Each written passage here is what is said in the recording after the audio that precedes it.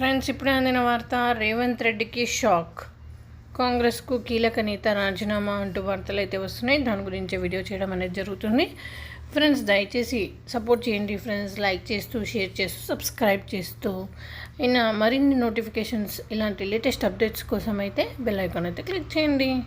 అయితే కాంగ్రెస్ పార్టీలో MP ticket panchayat కొలిక్కి రాలేదు. ఇప్పటి వరకు తెలంగాణలో 17 పార్లమెంట్ స్థానాలకు గాను 14 స్థానాల్లో అభ్యర్థులను ఖరారు చేసింది కాంగ్రెస్ హైకమాండ్. కాగా హైదరాబాద్, కరీంనగర్, ఖమ్మం పార్లమెంట్ స్థానాల్లో ఇప్పటి వరకు అభ్యర్థులు ప్రకటించకపోవడంతో చర్చనీయాంశమైంది. అసలు ఆ 3 స్థానాల్లో కాంగ్రెస్ పార్టీ అభ్యర్థులు లేరా అనే చర్చ రాష్ట్ర రాజకీయాల్లో నెలకొంది. కరీంనగర్లో కాంగ్రెస్ నేత కన్నీళ్లు. కాంగ్రెస్ నేత హుస్నాబాద్ మాజీ ఎమ్మెల్యే అలిగిరెడ్డి ప్రవీణ్ రెడ్డి కాంగ్రెస్ పార్టీపై అలిగారు.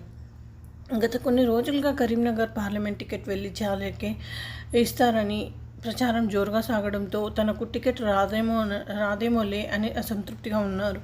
అసెంబ్లీ ఎన్నికల టైంలో మంత్రి పొన్నం ప్రభాకర్ తన సీటును త్యాగం చేశారు. అలిగిరెడ్డి తన కోసం ఎమ్మెల్యే టికెట్ త్యాగం చేసిన అలిగిరెడ్డికి ఎంపీ టికెట్ ఇప్పిస్తానంటూ పొన్నం ప్రభాకర్ మాట ఇచ్చినట్లు సమాచారం.